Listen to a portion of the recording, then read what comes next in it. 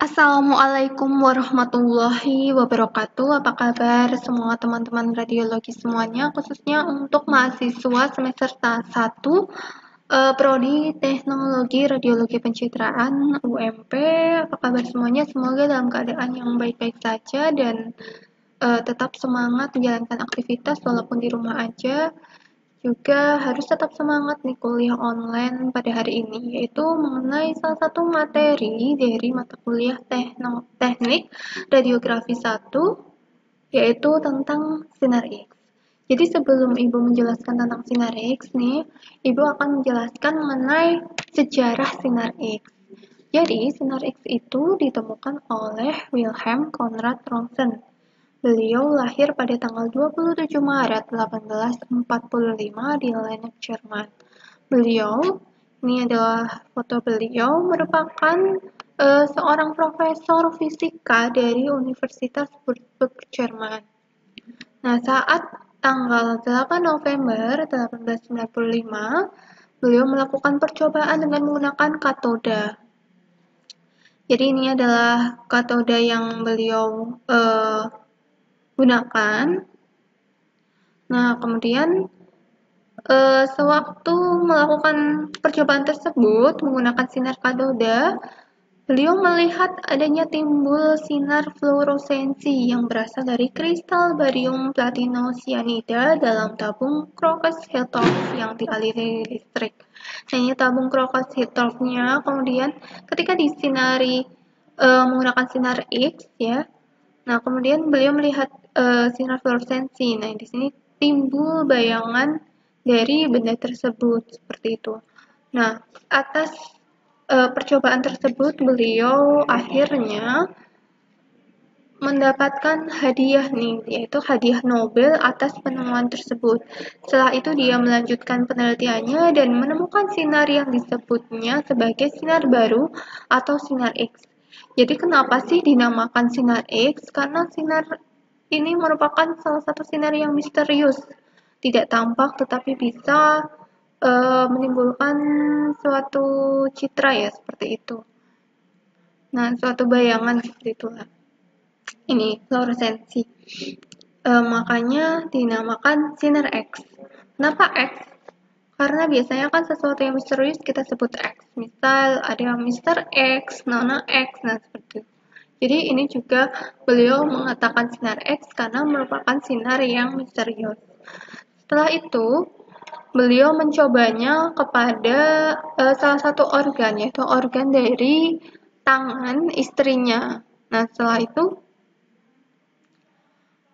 beliau baru bisa menyimpulkan bahwa sinar X bisa dilakukan atau dimanfaatkan ke dunia medis.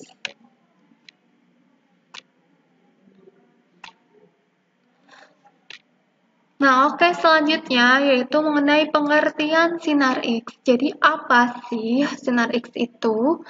Sinar X adalah suatu gelombang elektromagnetik yang memiliki panjang gelombang sangat pendek dengan energi yang besar dan memiliki daya tembus atau penetrasi yang sangat tinggi. Sinar X juga mampu mengionisasi atom dari materi yang dilaluinya, menjadikannya sebagai salah satu bentuk dari radiasi elektromagnetik. Jadi teman-teman pasti dari waktu SMA nih udah belajar tentang gelombang elektromagnetik dari panjang gelombang yang panjang sampai ke panjang gelombang yang pendek. Jadi sinar X termasuk panjang gelombang yang sangat pendek. Termasuk juga sinar gamma itu juga panjang gelombangnya pendek. Jadi contoh apa saja sih panjang gelombang yang panjang? Jadi kalau dari urutannya kan yang masih panjang nih seperti gelombang radio, televisi, inframerah, kemudian magic webinium, nah seperti itulah. Nah, kalau untuk sinar X ini sudah masuk ke panjang gelombang yang sangat pendek. Jadi apa hubungannya kalau panjang gelombangnya pendek? Nah, nanti kalau panjang gelombangnya pendek, nanti frekuensinya akan lebih besar. Dan energi yang tadi kita bahas, energinya juga akan besar atau sangat banyak. Jadi, energi pada sinar X ini mampu memberikan penetrasi yang sangat tinggi untuk materi yang dilaluinya termasuk organ tubuh manusia. Oke, kita akan belajar tentang jenis sinar X. Kalau jenis sinar X itu ada dua ya, sinar X karakteristik dan juga sinar X Bremsstrahlung. Jadi kalau sinar X karakteristik itu elektron dari katode bergerak dengan kecepatan yang sangat tinggi. Jadi ini elektron dari katode bergerak dengan kecepatan yang sangat tinggi dan mengenai elektron dari atom target sehingga menyebabkan elektron tersebut tereksitasi. Nah, seperti itu. Nah, kemudian elektron lain yang berada pada subkulit yang lebih tinggi akan bertransisi mengisi kekosongan pada kulit yang ditinggalkan oleh elektron tadi. Nah, tadi kan dari kulit K cell ini sudah tereksitasi nih. Kemudian elektron yang kulitnya yang lebih tinggi mengisi kekosongan pada kulit yang ditinggalkan elektron yang sudah tereksitasi tadi. Nah, ini bisa dilihat ya teman-teman, ini elektron yang kulitnya lebih tinggi mengisi kekosongan tersebut. Nah, setelah itu dengan memancarkan sinar X yang bersifat diskret. Diskret itu yaitu energinya sebanding dengan selisih energi ikat kedua atom. Begitu. Sambil mengisi kekosongan, muncul sinar X karakteristik. Gitu. Contohnya ini juga elektronnya mengenai elektron dari atom target ya, kemudian tereksitasi, kemudian diisi oleh elektron yang di subkulit yang lebih tinggi mengisi kekosongan tersebut, muncul sinar X karakteristik. Dari subkulit yang lebih tinggi juga berusaha untuk mengisi kekosongan juga, timbul sinar X karakteristik gitu. Jadi tidak hanya satu, pasti banyak elektron-elektron dari subkulit yang lebih tinggi ingin mengisi kekosongan pada kulit yang ditinggalkan elektron itu. Jadi nanti banyak sekali karakteristik sinar X yang terpancar. Oke, selanjutnya yaitu jenis sinar X Bremsstrahlung. Nah, kalau ini merupakan pertama, elektron dengan kecepatan yang tinggi melintas mendekati inti atom target. Nah, nanti adanya gaya tarik Coulomb yang kuat menyebabkan elektron mengalami pengereman atau perlambatan dan arah elektron dibelokkan dari lintasan. Nah, gini. Jadi ada elektron yang kecepatannya cukup tinggi ya, melintasi inti atom. Ini kan inti atom. Nah, dia melintasi dekat dengan inti atom, kemudian ketika di sini mengalami pengereman atau perlambatan sehingga elektronnya membelok. Gitu. Ketika mengalami pembelokan tersebut, nah, terjadi hilangnya energi kinetik elektron berubah menjadi sinar X yang kontinu atau berkelanjutan. Nah, yaitu energi sebanding dengan energi kinetik yang hilang. Gitu. Ini ketika pengereman, nah terjadi hilangnya energi kinetik atau low energy, yaitu disebut sinar X Bremsstrahlung. Ini juga sama, ketika elektron dengan kecepatan tinggi mendekati inti atom, mengalami pengereman, kemudian terjadinya pembelokan dari lintasan, terjadinya sinar X Bremsstrahlung. Jadi, teman-teman paham ya kalau bedanya karakteristik sama yang Bremsstrahlung tadi. Selanjutnya yaitu sifat-sifat sinar X. Jadi cukup banyak sekali sifat-sifat sinar X sehingga kita bisa memanfaatkannya di dunia medis, khususnya di radiologi. Jadi yang pertama, sinar X itu dapat menembus bahan atau massa yang padat dengan daya tembus yang besar. Oleh karena itu, sinar X dapat menembus organ tubuh manusia. Dan sinar X itu nantinya supaya daya tembusnya tinggi, kita harus mengatur QV atau tegangan tabung. Jadi nanti makin tinggi QV-nya yang digunakan, makin besar juga daya tembusnya. Nah, kalau untuk hubungannya dengan atomnya, atau maksud saya kepadatan dari suatu benda atau suatu organnya, nanti makin besar daya tembusnya. Jadi kalau daya bendanya itu tipis sama bendanya itu padat ya, tebal, itu pasti daya tembusnya lebih besar yang tipis gitu. Kemudian kita lihat yang ditebalin ya, supaya teman-teman lebih gampang untuk menghafal. Jadi sahabat sinar X itu dapat menembus bahan maksudnya, kemudian bertebaran. Nih, jika melalui suatu bahan akan bertebaran ke seluruh arah, menimbulkan radiasi sekunder atau radiasi hambur. Maksudnya apa? Jadi apabila berkas sinar X melalui suatu bahan atau suatu zat, maka nanti berkas sinar X itu akan bertebaran ke seluruh arah dan menimbulkan radiasi hambur dan menyebabkan terjadinya gambaran radiograf pada film dan akan tampak pengaburan abu-abu atau kelabu secara menyeluruh. Nah, untuk mengurangi radiasi hambur ini biasanya kita gunakan adanya timah hitam atau grit yang tipis. Kemarin kita sudah membahas ya alat-alat yang biasa digunakan di radiologi termasuk grit. Teman-teman juga udah tahu grit ada ukuran-ukurannya juga. Kemudian kata kunci yang ketiga adalah diserap. Jadi sifat sinar X dapat diserap oleh bahan sesuai dengan berat atom atau kepadatan bahan tersebut. Nah, begitu. Jadi nanti makin tinggi kepadatannya atau berat atomnya, makin besar juga penyerapannya gitu.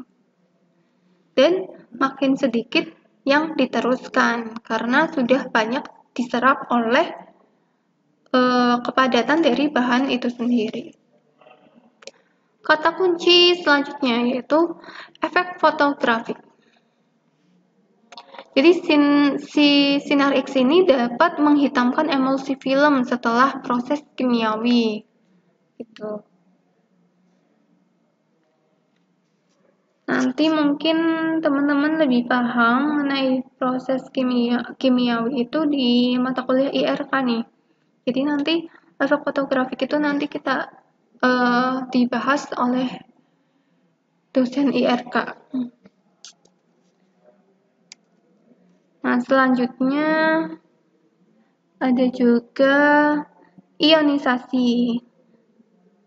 Maksud saya fluoresensi. Jadi sinar X menyebabkan bahan-bahan tertentu seperti kalsium tungstat atau zinc sulfida memandarkan cahaya atau luminesensi fluoresensi. Jadi untuk luminesensi itu sebenarnya ada dua jenis, yaitu ada fluoresensi sama fosforesensi. Jadi kalau sinar X itu fluoresensi, karena fluoresensi yaitu memandarkan cahaya sewaktu ada radiasi sinar X aja. Kalau yang satunya fosforesensi itu pemandaran cahaya berlangsung beberapa saat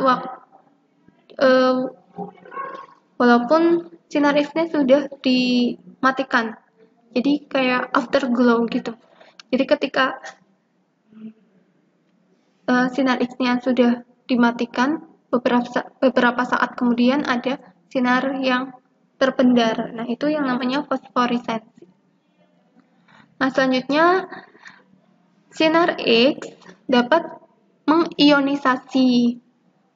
Nah, jadi efek primer dari sinar X jika mengenai suatu bahan menimbulkan ionisasi partikel-partikel tersebut yang dikenai oleh sinar X. Kemudian kunci selanjutnya menimbulkan perubahan biologi pada jaringan atau efek biologi. Jadi sinar X ini dapat menimbulkan perubahan pada biologi. Efeknya ini biasanya digunakan untuk radioterapi ya, karena ketika dilakukan terapi menggunakan sinar X itu bisa menghancurkan dari penyakit pasien itu sendiri. Selanjutnya, sinar X itu tidak dapat dilihat dengan mata, gitu. Makanya disebut sinar yang misterius. Sinar X juga bergerak lurus, yang kecepatannya sama dengan kecepatan cahaya. Kemudian ada lagi nih, berarti difraksikan. Jadi, sinar ini tidak dapat difraksikan. Tidak dapat difraksikan dengan lensa atau prisma, tapi dapat difraksikan dengan kisik kristal. Makanya tadi penemu sinar X ya, Wilhelm Conrad Thomson itu menggunakan kristal supaya bisa difraksikan.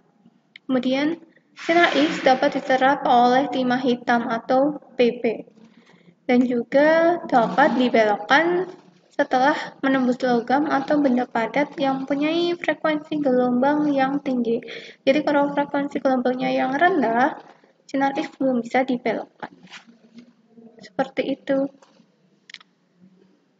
Nah, oke, selanjutnya proses terjadinya sinar X. Nanti Ibu jelaskan lewat video juga supaya lebih paham. Nah, ini penjelasannya terlebih dahulu ya. Jadi, sinar X itu dibentuk ketika elektron-elektron bebas melepas sebagian energinya ketika berinteraksi dengan elektron yang mengorbit atau dengan menggunakan dengan nukleus atau inti atomnya. Nah, kemudian nanti energi yang dilepaskan oleh elektron ini disebut foton sinar X. Proses pertamanya yaitu katoda pada filamen dipanaskan lebih dari 20.000 Celcius sampai menyala dengan menghasilkan listrik yang berasal dari transformator atau generator. Jadi kita nyalakan dulu supaya dipanaskan lebih dari 20.000 Celcius itu.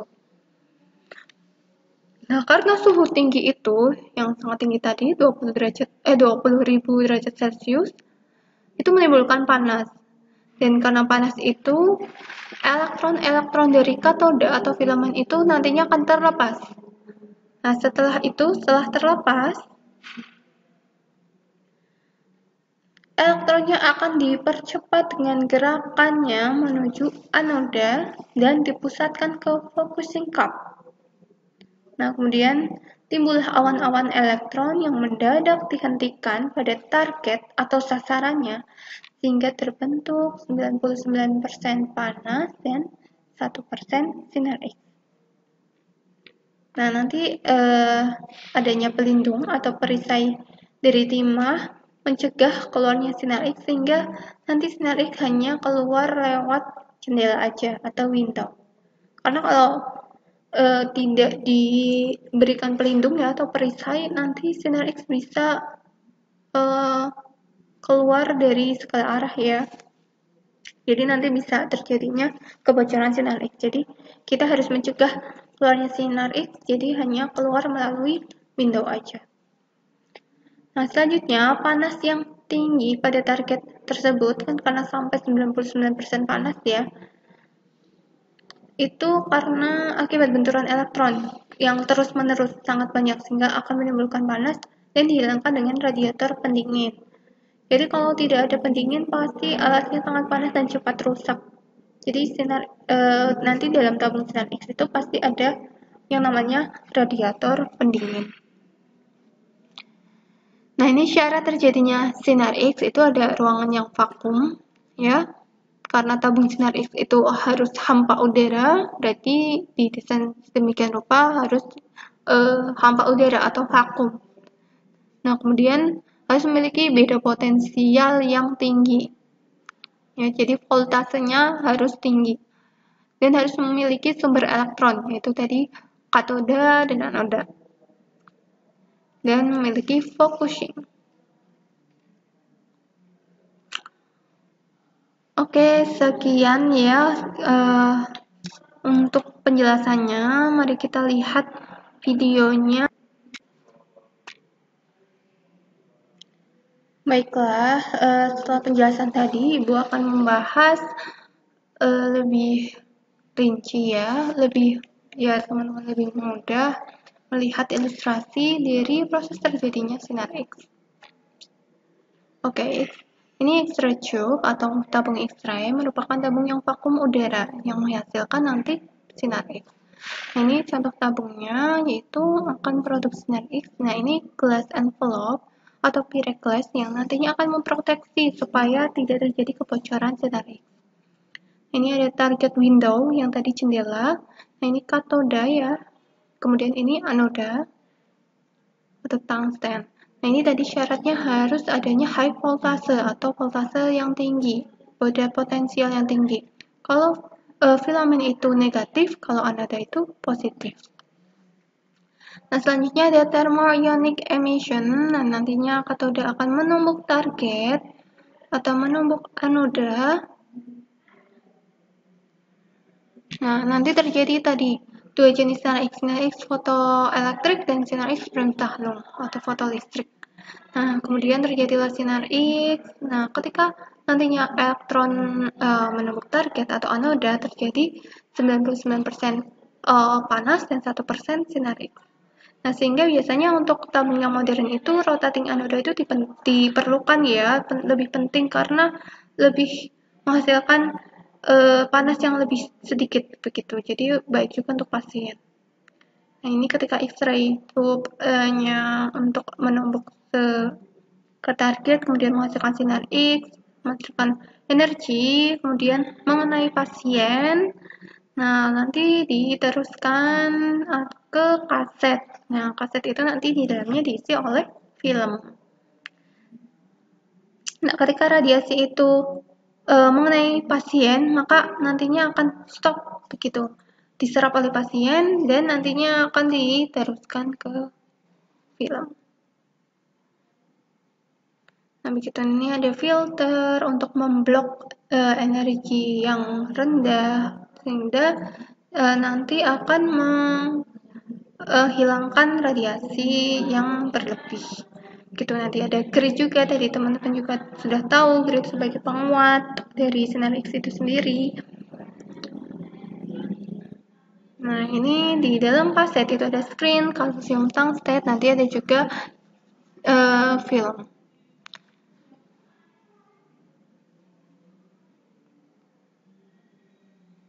Nah, oke, itu singkatnya ya untuk penjelasan tentang bagaimana tabung sinar X dan sampai ke menembus ke organ dan diteruskan ke film. Gitu. Ada juga penjelasan ketika sinar X itu menembus ke target, menembus ke objek maksud saya, ke tubuh pasien.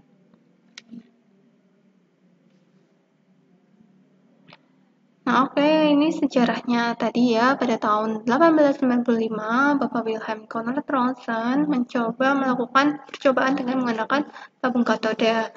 Atau ini yang dinamakan tabung Crocus Hitors yang dialiri listrik.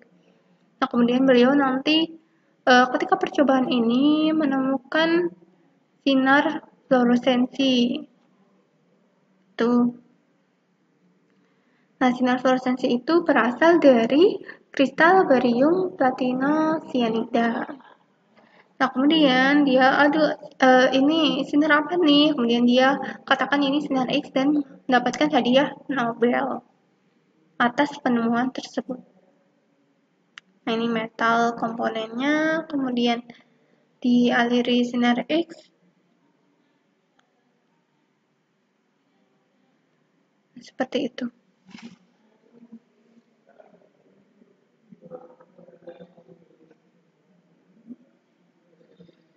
Gitu ya, ini nanti akan timbulnya sinar X, kemudian dapat dilakukan di berbagai organ-organ tubuh di dalam dunia medis, gitu.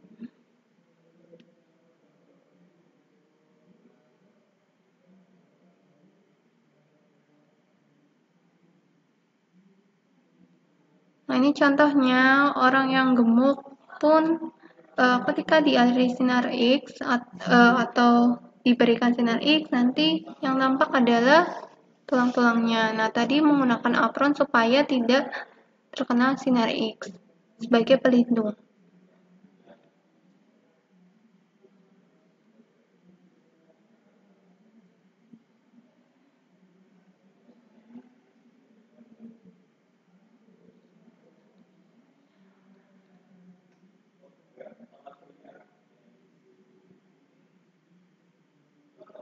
Nah, ini ada emas, kemudian ada platinum. Nah, kemudian menggunakan apabila dengan atom-atom yang tinggi nih. Ini contohnya tulang, kalsium. Nah, seperti itu nanti biasanya untuk yang atom yang tinggi itu daya serapnya itu tinggi juga gitu. Misal seperti karbon, hidrogen, oksigen itu karena atom rendah sehingga nanti gambarannya akan tampak hitam. Kalau yang atomnya tinggi, gambarannya nanti akan putih atau opak seperti itu. Nah, setelah dilakukan pemeriksaan menggunakan sinar X, hasilnya bisa dicetak. Nah, kemudian dapat digunakan sebagai penegakan diagnosa oleh dokter.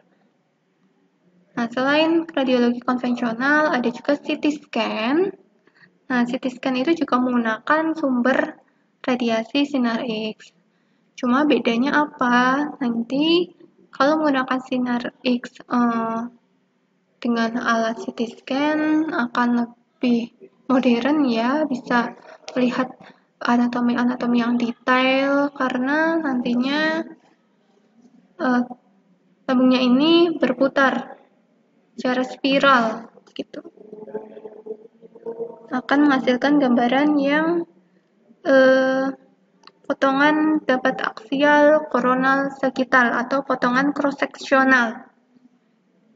Jadi dapat men-scan keseluruhan anatomi.